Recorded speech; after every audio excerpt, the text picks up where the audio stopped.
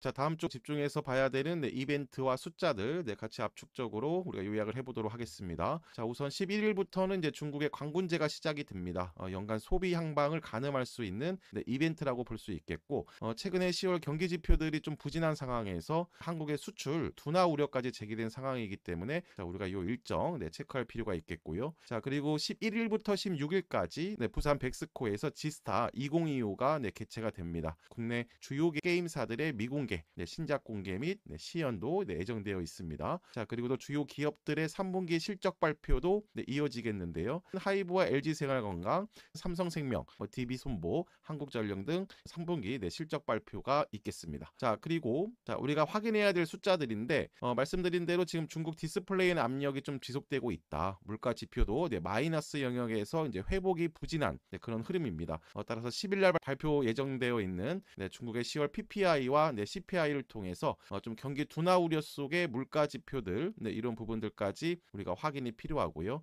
자, 더 중요한 부분은 결국에는 이제 미국의 물가 지표인데 지금 셧다운 장기화로 인해서 미 주요 지표 발표 일정인 아직까지 불투명한 상황입니다. 지난주 좀 민간 데이터들로 가늠 중이지만 고용 지표는 또 안 좋게 나오고 있고, 자, 그리고 또 12월 금리 인하 불확실성은 지속된 상황이기 때문에 13일과 14일에 예정되어 있는 CPI와 발표가 될지를 봐야 되고, 자, 일단 금요일 미증시에서 민주당의 좀 타협안 제시, 자, 이에 따른 또 셧다운 종료 기대감이 형성되어 있는 점을 고려했을 때, 자, 다음 주 우리가 이 부분도 체크를 할 필요가 있겠습니다. 자, 그리고 이제 가장 중요한 부분은 이제 달러 강세 부분인데, 지난주 외국인이 대량 매도세가 나오고 있는 이유는 역시 가장 크게 여기 달러 강세가 영향을 미쳤다. 최근에 단기 자금 경색, 자, 그리고 또 추가 금리 불확실성, 또 관세 정책에 대한 대법원의 심리, 자, 이런 부분들이 작용을 하고 있는데요. 자, 이에 주요 기술주들 중심으로 한 나스닥이 한번 고점에서 조정 압력을 받고 있고, 자, 전체적으로 금이라든가 비트코인 등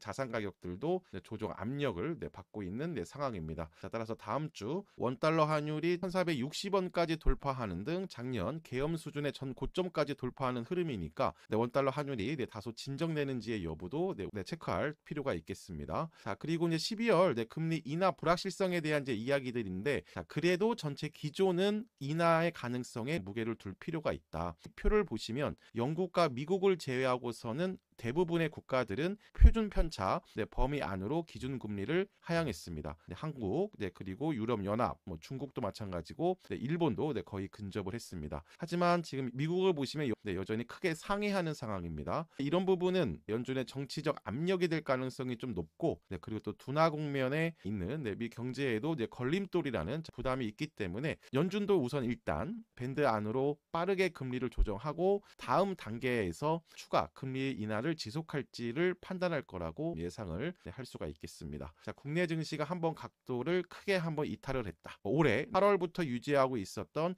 가장 높은 이런 상승 각도에서 한번 이렇게 꺾인 흐름이죠. 자, 그리고 그 꺾인 후에 1차 지지력인 870에서 860선 이 노란 박스 구간에서 반복적으로 변동성이 큰 3거래일 동안에도 한번 저점을 다지는 분위기. 한번 이렇게 급등락을 반복하면서요. 아직까지는 확실하게 수렴을 하지 못하고 있습니다. 역시 외국인의 대량 매도세가 이어지고 있는 그런 이유에서인데, 이 타점에서 지지력을 찾고 다시 한번 이 상승 각도, 윗방향의 상승 각도까지 반등하는지를 우리는 외국인 매도 진정을 통해서 확인을 할 필요가 있다. 자, 매매 컨셉은 주인공은 바뀐 게 전혀 없다.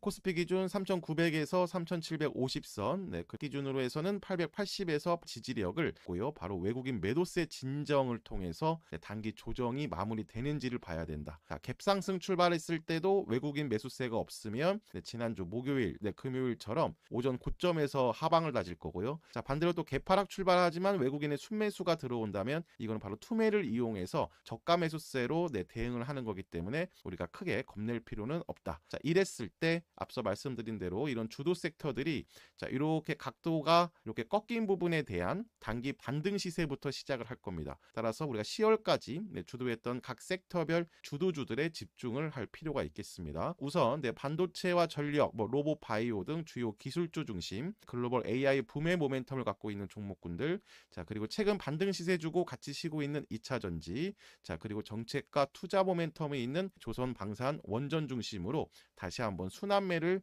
준비하는 모습들이 나올 겁니다. 반도체 쪽에서는 우선 중소형 AI 반도체의 순환매가 나온다고 말씀을 드렸는데 캠트로닉스와 필옵틱스 중심으로한 유리기판이 가장 먼저 올랐고, 자 그다음에 코리아 서키트, 네오셈 중심으로 한 CXL 관련주들도 다음 그 순환매가 나왔습니다. 자 그리고 HBM이라든가 그다음에 온 디바이스 AI 등 다른 순환매가 나올 순서에서 증시가 급락한 거거든요. 따라서 이런 종목군들 있죠. 이런 종목군들의 다시 한번 박스권 하단에서 상단, 그리고 또 한번 돌파했던 종목군들은 돌파 시작점에서의 지지력, 이런 것들이 확인이 되면 모두 반복 매매 타점입니다. 어제 영상을 통해서 각 섹터별의 주도주 타점을 자세히 설명드렸으니까 꼭 한 번씩 확인하시고요. 그리고 이제 전력 관련주도 대원전선과 가온전선, 대한전선, 일진전기 중심으로 탑픽을 형성하고 있습니다. 모두 역시 눌림목 타점을 형성하고 있는 흐름이고, 로봇은 역시 클로봇, 하이젠 RN의 한라캐스트, 로보로보, 유윌로보틱스, 로보티즈 중심으로 역시 눌림목 타점. 자 어제 한라캐스트로 자세히 설명드렸으니까 기술적 분석 같이 확인하십니다. 자 그리고 특징적으로 지난주 다른 섹터 대비 바이오 쪽이 그나마 가장 강한 견고한 흐름을 보였는데요. 역시 이제 우리가 보유하고 있는 인투셀이라든가 한올바이오파마, 자 그리고 의료기기라든가 AI 바이오 쪽은 단기 매매에 적합하다고 말씀을 드렸어요. 바로 아스테라시스, 뉴로핏, 그리고 그래피, 프로티아 형성되어 있습니다. 우리가 아스테라시스, 뉴로핏 중심으로 반복 매매를 하고 있고요. 어제 그래피랑 그리고 뉴로핏, 아스테라 중심으로 자세히 설명을 드렸습니다. 자, 꼭 한 번씩 확인하시기 바랍니다. 금요일에 미증시도 셧다운 종료 기대감에 오전 하락폭을 반등하면서 밑꼬리로 마감을 했습니다. 내일은 외국인 반발 매수세가 들어오는지도 같이 확인하면서 움직이도록 하겠습니다. 영상이 도움되셨으면 좋아요와 댓글, 구독 한 번씩 눌러주시고 프로필 아래 링크를 통해서 무료 텔레그램 방에 입장하시면 더 많은 주식 정보와 종목 분석을 받으실 수 있으십니다. 감사합니다.